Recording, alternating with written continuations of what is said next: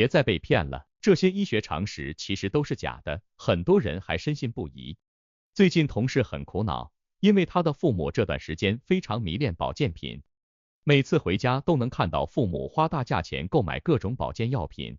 相信很多人都曾经遇到过这种情况，也特别生气，爸妈无论怎么说都不听，还坚信这些保健品的背后都有靠谱医学论据的行为，认为父母都是老糊涂了。这里就想劝劝大家了，如果遇到家里这种情况，千万不要着急和生气，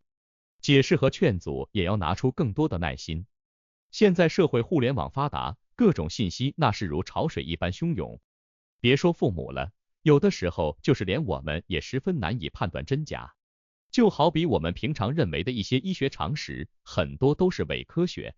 大家可别不信。说一个特别常见的，每天喝8杯水才健康，这个都听过吧？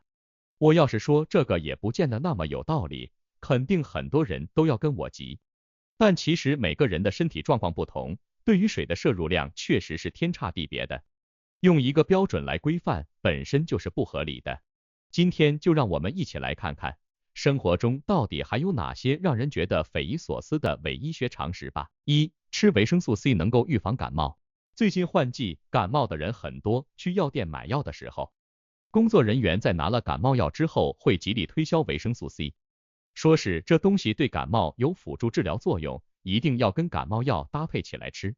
前几年特殊时期的买药难，别说各种感冒药被抢购一空，就连维 C 那也是抢手货。大家好像都相信这东西对感冒一类的病症有治疗作用，就算没有，总可以预防吧？这还真不怪大家，维 C 能够预防甚至帮助治疗感冒的说法是一位诺贝尔获奖人提出的，他就是获得诺贝尔奖的莱纳斯·鲍林利。这名头一听，是不是就觉得特别权威？在1970年的时候，这位诺奖得主提出了一个观点，就是维生素片这种东西非常的重要，一定要吃。为了支持自己的观点，他甚至写了一本书，书里提出每天吃12克的维 C 片就能够预防感冒和流感。那个时候其实大家也知道这种药很重要，毕竟在大航海时代就已经证实过缺乏维 C 是能够要人命的。不过那也是因为败血症，难道这种药真的能够对感冒和流感起效果？如果真是这样，也不失为一件天大的好事。但遗憾的是，后续的科学验证没有办法支持这种说法。不过当时鲍林利并没有轻易放弃，他认为没有起效是因为补充的剂量太小了。于是实验者们加大了维 C 的用量，结果依然没有变化。这个药它就是日常的一种补剂，根本没有办法起到预防和治疗流感的作用。鲍林利本人对这个结果仍然不信服。然而对于维 C 到底有没有他宣称的效果这件事，实验一直没有停止，可直到1986年，这个说法提出之后的第16年，一共22个双盲法对照研究都没有办法支撑他的说法。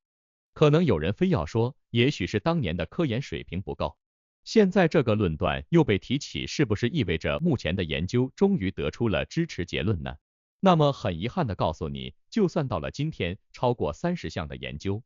参与人员过万，最终结果还是一样。你如果想要靠吃维生素 C 来预防感冒，或者说缓解症状、缩短病程，那都是没有效果的。2. 感冒药能够治疗感冒。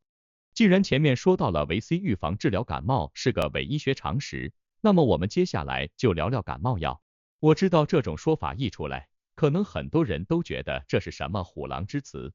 感冒药都不能治疗感冒了，那什么才能？减肥药吗？不要着急，咱们慢慢来聊。要了解这个说法中存在的伪医学常识，就要从感冒这件事说起。大家应该都很熟悉，感冒是由病毒引起的，这些病毒在进入我们的身体后，引起了咽喉或者鼻腔的炎症，这就是我们在感冒时会觉得嗓子疼或者鼻塞的原因。为什么说感冒药不能治疗感冒呢？这是因为感冒药其实本身就不是为了杀死感冒病毒而存在的。真正杀死病毒，让我们恢复身体健康的是我们每个人的免疫系统。而感冒药的存在，纯粹是因为有很多症状是需要被对症治疗缓解的。就好比说发烧吧，经过疫情的科普，大部分人已经知道发烧本身不是病，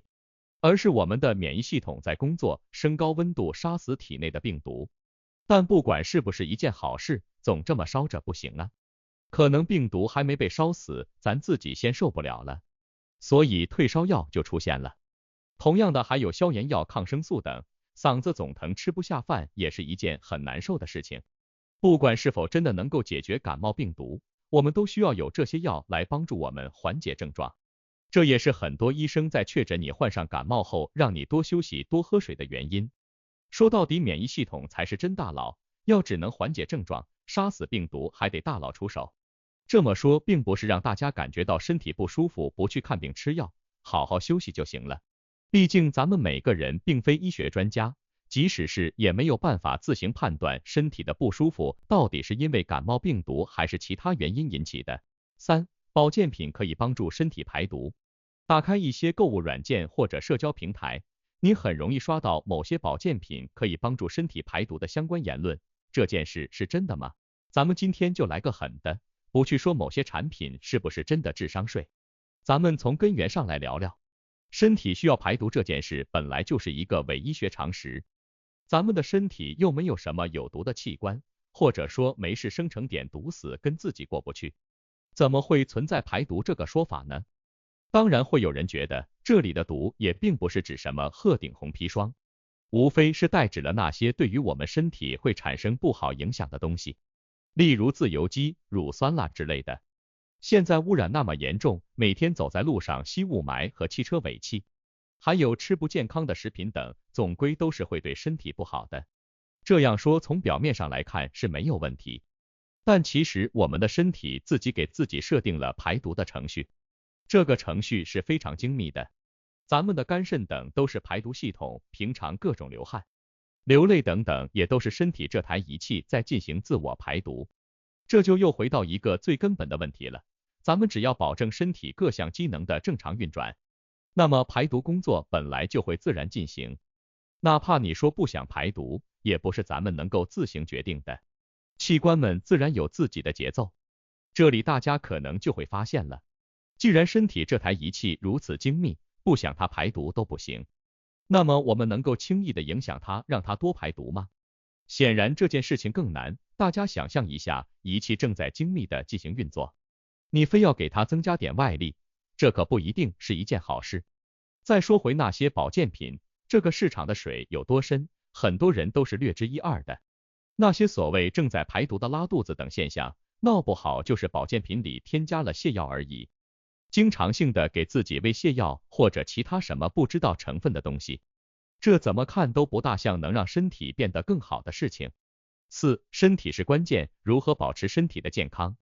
以上说到的这些，当然还不是我们生活中所有戴着医学常识帽子的谎言，但是大家应该已经能够从中感受到这些伪医学常识有多么的难以辨认。其实说复杂是真复杂，说简单也确实简单。